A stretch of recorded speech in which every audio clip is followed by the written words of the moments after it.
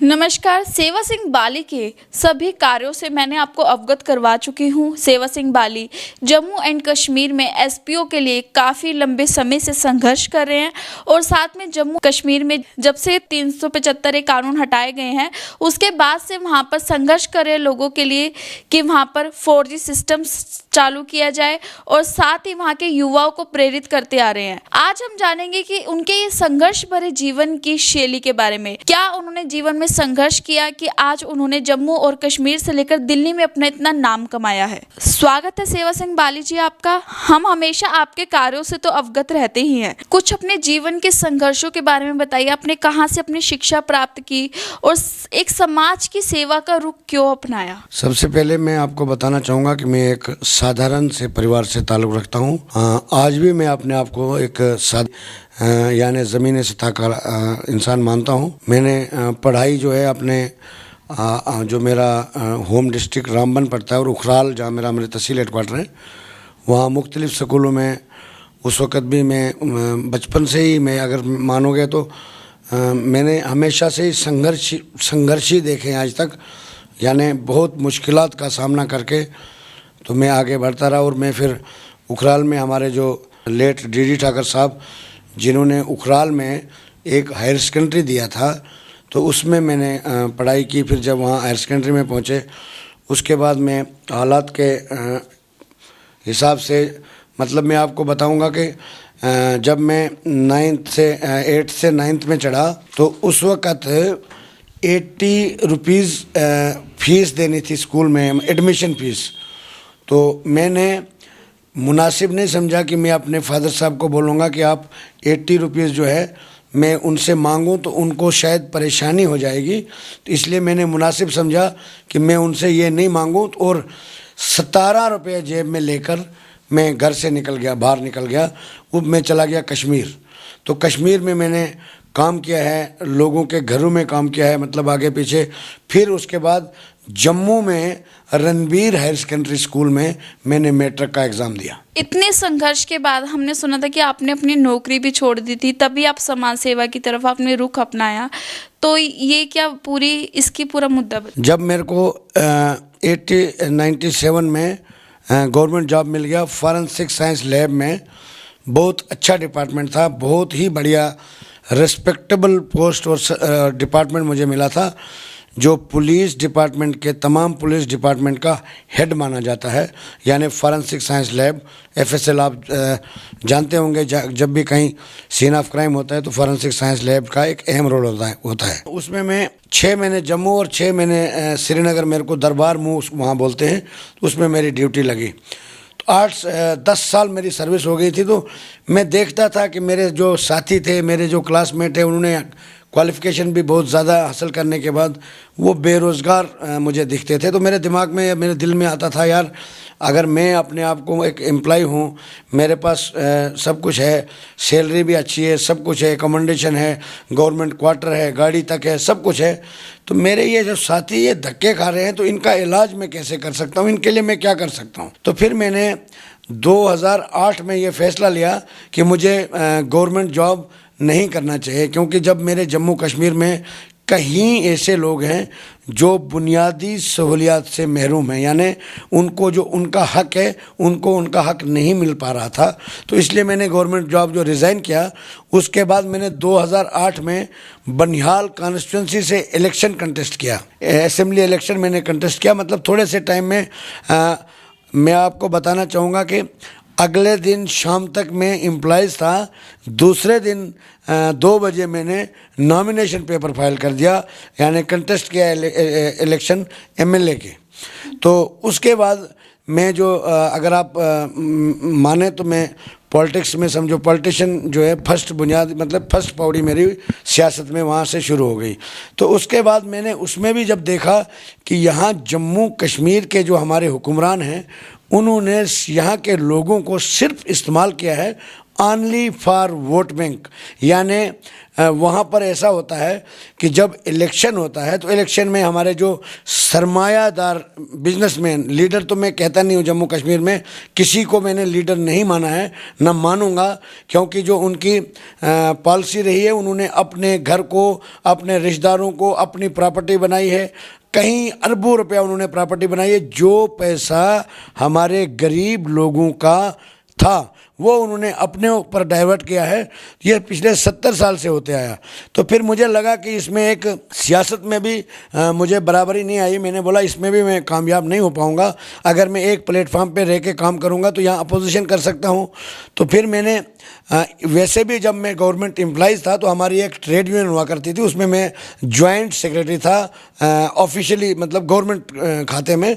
तो वो में भी मैंने जब रिज़ाइन करने के बाद फिर मैंने ट्रेड यूनियन, जो मेरा ऑलरेडी ट्रेड यूनियन था, तो मुझे जॉइंट सेक्रेटरी बनाया गया जम्मू कश्मीर ट्रेड यूनियन का, जिसमें हमारा रजिस्टर्ड है 1484 हमारा रजिस्ट्रेशन नंबर है, बाकायदा गवर्नमेंट की तरफ से रजिस्टर है मेरी जो यूनियन है। तो उसके बाद मुझे आहिस्ता आहिस्ता जब मैंने लोगों की आवाज़ उठाई और अपने ही डिपार्टमेंट में शुरू की जहाँ मैं सर्विस करता था, और उस वक़्त हमारे चीफ मिनिस्टर हुआ करते थे गुलाम नबी आज़ाद, और उनका सक्का भांजा था हमारे में एक ऑफिसर। तो वो मेरे पास जब हमने प्रोटेस्ट शुरू किया तो वो दरी पर हमारे साथ बैठ गया, और उनको आज़ाद साहब का फ़ोन भी आया कि यार आपको शर्म आनी चाहिए, आप एक लड़के के साथ बैठ गए हो, आपको ये नहीं पता है कि आपका मामा चीफ मिनिस्टर है। वो जो उन्होंने जवाब दिया था वो मेरे दिल में आज भी गूंजता है। उन्होंने बोला था, मामा जी हमें चीफ मिनिस्टर से नहीं लेना है कुछ, हमारे लिए जो काम करेगा वही चीफ मिनिस्टर है। और विद इन 1 वीक, एक हफ्ते के अंदर अंदर उनके 25 सालों से जो रुके पड़े उनके राइट्स थे, यानी एरियर्स थे, जो भी वो डिजर्व करते थे, इंस्टीट्यूट प्रमोशन या जो भी बनता है डिपार्टमेंट में, वो मैंने उनको एक हफ्ते के अंदर अंदर रिलीज करा दिया, जिसमें एक एक एम्प्लॉयज़ को 2-2, 2.5 लाख रुपया एरियर मिला।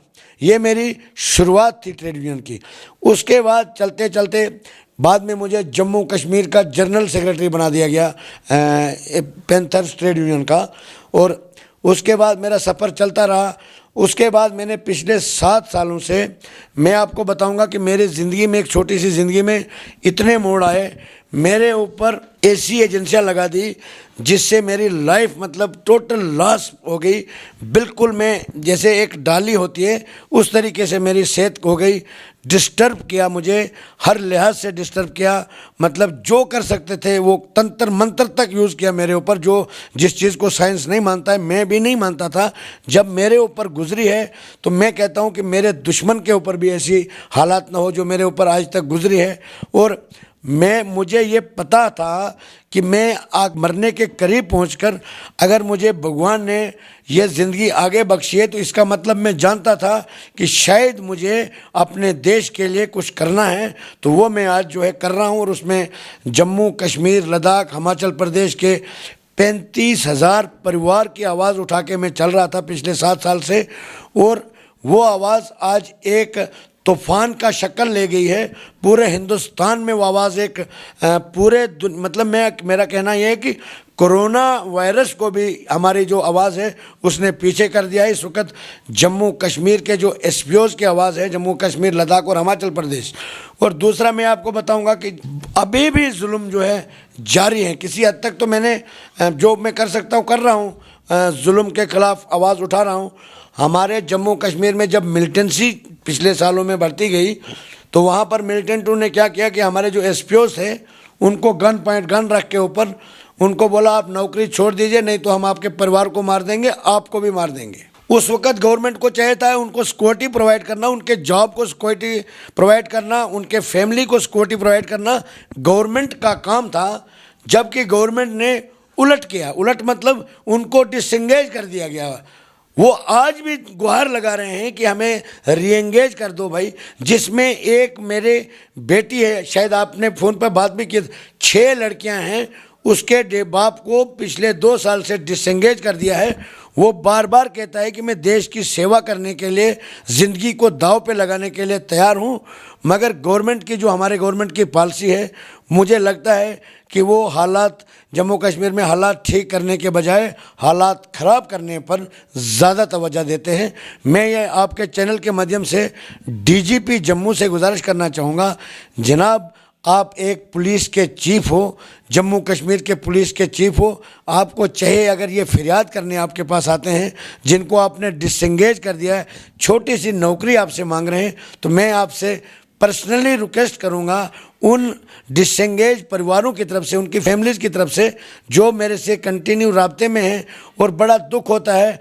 डीजी साहब आपको चाहे कि इनको एंगेज कर दीजिए ताकि उन परिवारों की दुआएं भी आपको मिलें जो इस वक्त महरूम है अपने हक और इंसाफ से। तो ये मेरा जो थोड़ा बहुत ज़िंदगी का मैं आपको बता रहा हूँ। और आज लोगों की उम्मीदें मेरे ऊपर इतनी बढ़ती जा रही है दिन ब दिन, और मैंने ये बता दिया है, आपके चैनल के माध्यम से भी ऐलान करना चाहूँगा और बार बार मैंने हर जगह ऐलान किया है, मैंने अपनी लाइफ को डोनेट कर दिया है उन लोगों के लिए जो जिनकी आवाज़ कोई नहीं उठाता था, जो अपने हक और इंसाफ से महरूम रहे हैं।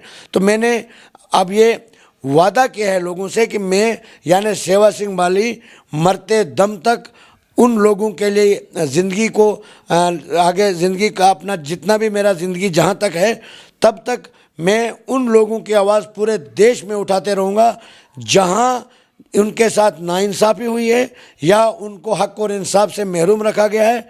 तो यही मेरा मिशन रहेगा पूरे ज़िंदगी में, और ज़िंदगी को मैं आखिरी सांस तक उन लोगों की आवाज़ बन के जीऊँगा जिन लोगों की आवाज़ आज तक किसी ने नहीं उठाई है। देखा दर्शकों आपने कैसे सेवा सिंह बाली ने एक छोटे से गांव से लेकर और इतने अपने देश में पूरा नाम किया है। उनका सफ़र हमेशा संघर्ष भरा रहा है, लेकिन उनका हौसला कभी नहीं हारा। अगर उनके मन में इतनी बुनियाद है कि वो अपने एसपीओस और जो भी उनके जम्मू एंड कश्मीर के होमगार्ड्स हैं उनको इंसाफ दिलवा कर रहेंगे। कैमरामैन शिव ठाकुर के साथ शिवानी कौर, दिव्य दिल्ली न्यूज़। ताज़ा तरीन खबरों को जानने के लिए अभी टाइप करें दिव्य दिल्ली न्यूज़। नीचे दिए गए सब्सक्राइब बटन को दबाएं और नोटिफिकेशन के लिए दिए गए बेल आइकन को क्लिक करें। हमारे वीडियोस को लाइक, शेयर और कमेंट करना ना भूलें।